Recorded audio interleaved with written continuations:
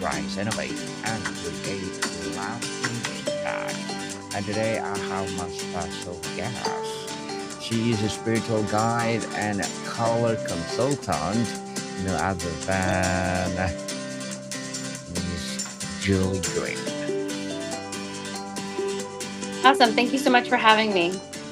Welcome, Miss Julie, on Entrepreneurship 101. And can you please introduce more about yourself that I miss? Yeah, sure. So I work out of Wellesley, Massachusetts, just outside of Boston. As you introduced already, I'm both a spiritual guide as well as a color analyst. So I own two businesses here and help people find their more authentic self, heal, break through, and live life to the fullest. To the fullest indeed. And here on Entrepreneurship 101, we celebrate you and thank you so much for sharing your knowledge and wisdom to the world. Miss Julie, thank you. And today, let's talk about being the spiritual guide and multi businesses owner. You serve Yeah, leaders. I'm So happy for it. you Let's dive serve, in. yes, thank you so much. You serve leaders who suffer from a terror that they are not enough for what they are called to do. That's a terror is visceral. What is the first thing you say to a woman sitting across from you who paralyzed by that fear? Yeah, a woman or a man, I work with both. Oftentimes, we see that lack of self esteem actually influences the bravery, the courage, the risks that you take in life, in career, and otherwise in your business. So, for people who come to me with that, one thing that I help guide them through is understanding that they have the permission to live the life that they desire. Sometimes people have this sort of indoctrination about what success looks like, but it's for other people. So they basically end up living and training for other people's idea of success, of doing good, being a good daughter, good spouse, whatever. And at some point, they hit that wall within where they discover, I haven't really actually been living my dream, my vision. So that's how I help people both have greater understanding what is it that I want to create, but as well understanding that they have full permission here and now to begin to live today exactly how they would like to live. You went from atheism to spiritual guide. This is a small pivot. What was the single moment, a crack in the wall that made question everything you believe about God, the universe, or yourself? Yeah, it was actually a pretty massive pivot, I would say. It didn't all happen in a single day, but it did about 12 years ago. I had a spiritual awakening after my master's degree in biology, where I began to see auras, feel chakras. And from that point on, I couldn't put myself back in the box. Although maybe I wanted to go back to quote unquote life as normal, it really just didn't exist for me as an option. And so from that, I began to study and to train, and then, of course, do my own self and personal work to basically re educate myself about so much of the unseen world that I previously didn't understand. Well said, Miss Julie Grimm. So, what is the color of my aura right now, Miss Julie? Well, I see my website up there. You're very, very small. I don't know how I can make you bigger, but I almost can't see you at all, to be honest. Mm-hmm. Yeah, certainly. So, you You can come describe. in person for me to do your aura. Okay, that'd be awesome. So you describe a leap of faith as both terrifying and necessary. How do you personally distinguish between a genuine leap of faith, divinely guided, and reckless jump driven by ego or escapism? Yeah, I actually wrote an entire ebook all about that. It's called About Faith on Amazon, which people can go and read. And it was about my personal faith journey and exactly what you mentioned. So, Faith in the beginning, we have this big picture vision that's outside of our realm of what's possible. We need courage, bravery, but as well, we need self knowledge and we need to be grounded in reality to achieve that vision. If we have youthful inexperience, for example, we don't know ourselves very well, or as you mentioned, we're in a state of delusion or egoism, we might misunderstand that as faith. And in fact, that's exactly what I did. I call it pretend faith or, thinking about faith rather than having true, authentic faith. So, one thing that I talk about is how faith is something that guides you each and every day through oftentimes very small steps. And sometimes the steps are this, oh, I'm going to take this big action. But more often than not, the steps are quite small. They're daily practices.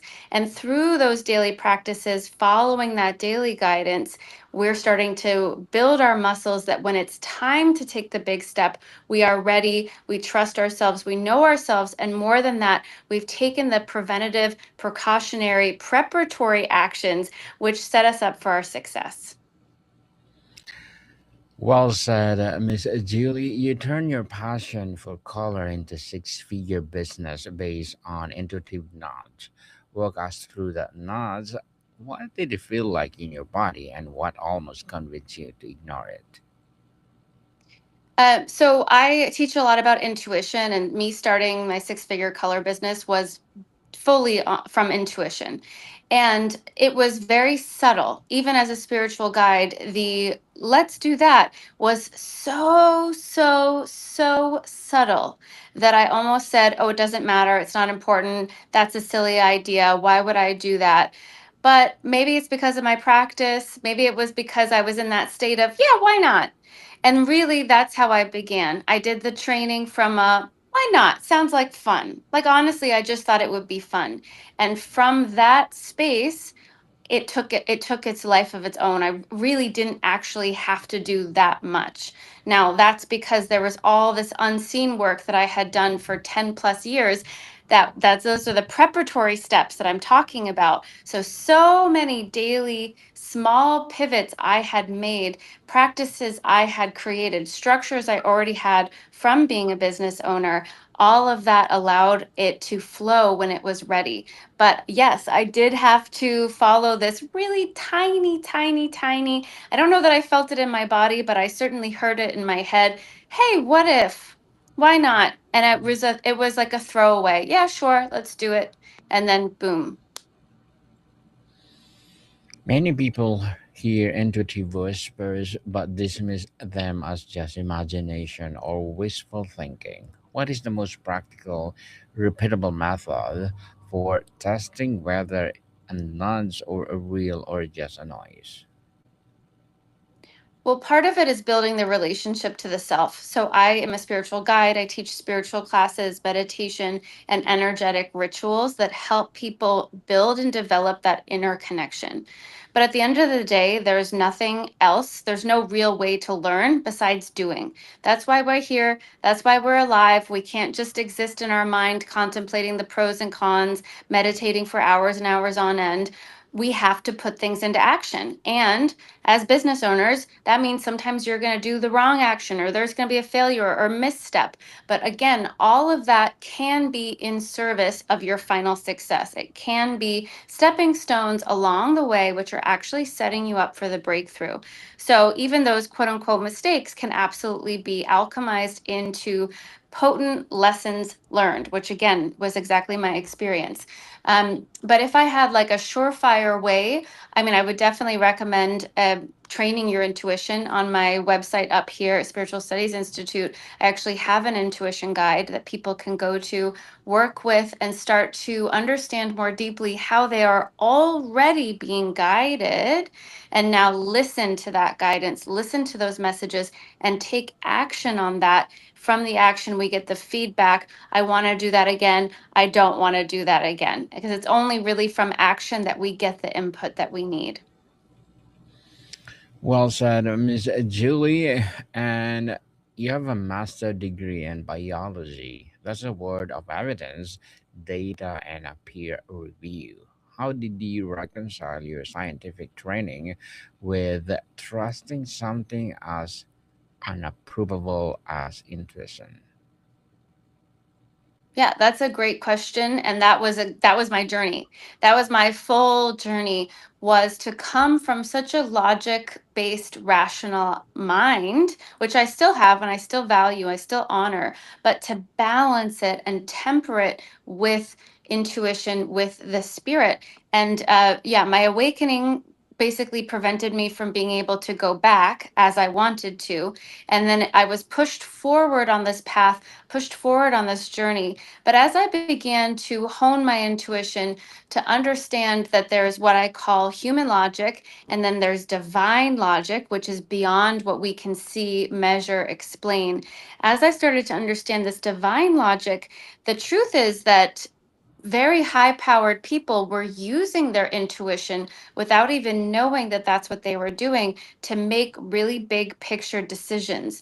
So, for example, we're in this era of like big data, meaning that we have so much information at our fingertips. You know, people are always analyzing new things from our cell phones alone. We can have so much data. But that data in and of itself doesn't tell a story. It needs a human. And that human, whether they're aware of it or not, as they start to interpret the data, is putting upon it an intuitive interpretation.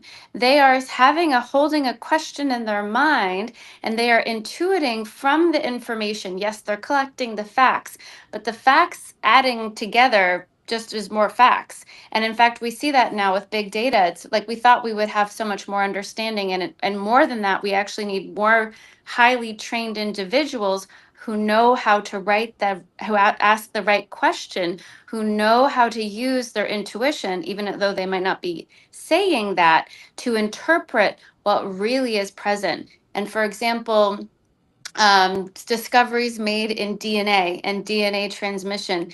Yes, there was data, but somebody had to bring their intuitive mind and go, oh, I think this is what's at play, and understand how there was like a recessive and a dominant gene, for example. That wasn't necessarily readily apparent in the data alone. It needed a mind, a highly trained mind that could go into a realm of not yet possible, and from that pull down even more what I would call discovery information. And we're doing that every day. That's why we are more than a computer. We are more than simply an additive machine. We are a divine being. We are a spiritual being. And that's really where that power can work for us and does work for us. Definitely a divine being. So, Ms. Julie, you believe beauty matters spiritually. That is a provocative statement in some circles. Can you explain why appreciation of beauty is not a vanity, but actually a form of prayer or presence? Yeah, so beauty here, we could also use the word harmony. So, yes, there is a physical beauty, and we see that, for example, in buildings that are built. They're architecturally sound, they're useful, but as well, we want them to be beautiful. And those were actually the three tenets. Do you know The Vitruvian Man by Leonardo da Vinci? The Vitruvian Man was based on Vitruvius. Vitruvius was a metaphysician, somebody who studied sacred geometry in ancient Greece, and he helped develop a lot of architecture in ancient Greece. And when we think about ancient Greek architecture, we think of beauty. We think of these temples. We think of these places of worship that were built to uplift the human soul. And so, beautiful music, beautiful art, beautiful architecture, a beautiful meal, and a beautiful person, not necessarily like with all of the, changes, plastic surgery changes, but really a beautiful person. There is going to be an upliftment. They uplift those around them through their energy. And so it's not about the surface necessarily. It's about the what we would say sacred geometry or the harmony that is being expressed. And so beauty in its core is actually a reflection of, first of all, balanced heart energy, and second of all, the divine. So to witness beauty in our life, in the world around us, is to witness the divine. And to cultivate beauty in your life, whether it's, within your home, within a garden, within the way that you desire to express yourself and present yourself professionally, is to honor and worship the divine. Well said, Miss Julie. And you wrote and illustrated a children's story. What role does creativity making something beautiful for its own sake play in spiritual development, especially for adults who have forgotten how to play? Yeah, that was actually my number one breakthrough. So I received the energy healing that I now offer called the Life Activation, which acts as a catalyst to reconnect in with your spirit. And the way that I knew that it worked was because my creativity, my desire to paint and make art was activated. And I painted like 8 different paintings and ended up after that selling my first ever painting. And all of that came from the energy healing, which was plugging me back into who I really am as spirit. And all of us here are here in part in the physical to be creative, to make things. However, we desire. And so, if we're constantly in a state where we are consuming media, consuming things, and not creating, or perhaps we're always creating, but for other people, like maybe we're an employee, part of us will suffer. Our soul will not feel nourished, will not feel satisfied because, to a degree, we are not really honoring ourselves as this creative being. And so, absolutely, it doesn't have to be art. There, it can be food, even. It can be so many different ways that we can bring back in that creative force and start to witness ourselves in our own discovery of how and what we want and we desire to create today, which might be different from a year ago and might be different from tomorrow, but is appropriate and wonderful for today. Definitely amazing, Miss Julie. And what is the difference between a soul aligned relationship and a karmic or ego driven one? What questions should someone ask themselves to tell the difference? Yeah, it's an interesting question. I do sometimes work with people on relationships. The way I see it, all of our outer relationships are a reflection of our inner relationship to ourself. So if there's an external relationship in our life, whether it's an intimate partner, family, friends, that is out of harmony, that is showing us a part within us that is unresolved, that has an imbalance, for example. So it's showing us within us where we lack maybe some clarity. Perhaps we're not honoring ourselves, or perhaps we're not honoring the other. And so, yeah, if something's aligned, it doesn't mean that there's not going to be any work, but there's mutual respect. That's huge. That's key. Of course, there's love, but more than that, you've had communication about your goals, dreams, vision, and those things are aligned. Something karmic is when maybe you need to sacrifice yourself, or you feel like you're not good enough for anybody else, therefore you want to compromise to be with somebody because you're afraid you're not going to get anybody else, or that maybe they're quote unquote your twin flame or something. So you're making a lot of mental rationalizations to be with somebody who's not aligned, who's not verbally aligned with you, like their goals and dreams don't align with what your goals and dreams are, your vision for your life. They're perhaps disrespectful, or they're not capable of giving back the energy that you are giving them, so that means you're opening yourself up to be taken for granted and abused. That would be a karmic energy. Or perhaps there's just a way that you feel in being with that person, you have to heavily compromise who you truly are. And that would be a direct reflection that there's an imbalance there that can be corrected potentially within, and then that relationship can be restored, or potentially the relationship itself needs to be shifted. Miss Julie, you you built two businesses. Have you ever taken a leap of faith that failed or felt like it failed? What did you season teach you about trusting your intuition when outcome was not what you hope? Yeah. So when I first started my spiritual business, I, like you said, quote unquote, failed. I mean, I failed and maybe I didn't fail, but basically we'll say I failed. And I was not able to create a successful business at that time simply because there was so much about the business world that I really didn't know. And I was naive in a lot of cases. And so, was it wrong for me to make this shift? Perhaps not, but that's where intuitive is a daily guidance. It's not a one and done. So, yes, you get a picture, you get a vision, you take the action, but then you have to stay grounded in reality to continue to be guided along the path, understanding sometimes there's redirections that are needed, sometimes there's course correct, sometimes there's shifts. So if we hold to a story rigidly in our mind, we are disconnected from that guidance. We are in our ego and we are no longer in our intuition. Well said, Miss Julie. And to wrap up our discussion for today, you direct listeners to Spiritual Studies Institute to help them connect with and honor their intuition. Without giving away the whole guide, what is the one insight from the resource that surprised most people when they first encounter it? Yeah, I think the biggest thing is that we are all intuitive, that we are all receiving intuitive information already. And it's a matter of honoring it, accepting it, and then taking action on it. Mm, take action. Definitely, it's God-given gift.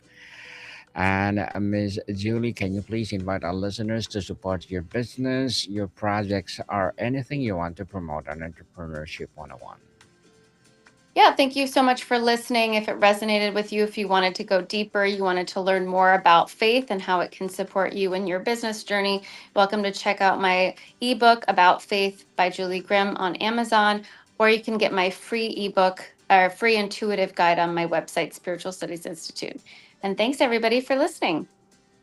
Yes, and I have one more question, Ms. Julie.